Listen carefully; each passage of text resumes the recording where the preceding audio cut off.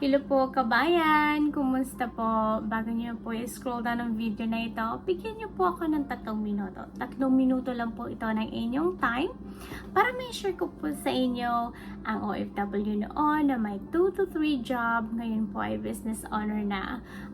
Pangalan ko po si Janet Tapiton Branson. Lumaki po ako sa Hin Totolo, Balod, Masbate, Philippines.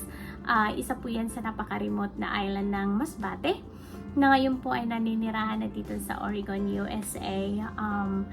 Ako po ay isang may-ari na ng adult foster home. May 5 po akong alaga. Dito po sila nakatira sa aking adult foster home. At the same time, I'm a digital business owner. Nang dahil po sa digital business ko, mas lalo ko pa pong natulungan ng aking pamilya sa Pilipinas at mas lalo pa po ako nakatulong sa iba.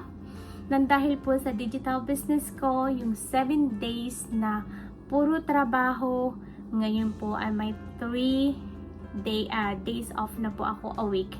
At nang dahil sa business po na ito, I spend more time with my loved ones, with my family. Kinagandahan po sa business na ito ay pwede nyo pong ipamana sa inyong mga anak, sa inyong mga kapatid, sa inyong mga pamangkin or mga apo or sa kung sino mang pamilya na gusto nyo pong ipamana ang business na ito. Basta po 18 years old na po sila, pwede na rin po sila maging business owner katulad nyo. Kung kayo po ay naghahanap ng extra income part-time or full-time na nasa bahay lang po, wala po itong binebenta, wala po kaming inventory na ginagawa.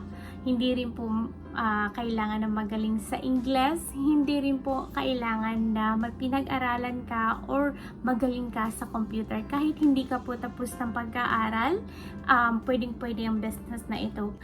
Panoorin lang po ang 90 minutes webinar. So 90 minutes lang po ito ng inyong time. Ito rin po ang webinar na pinanood ko nung ako po ay naghahanap ng legit na online business at mabuti na lang po ay pinanood ko po at nalaman ko po kaagad ng business na ito ay para sa akin.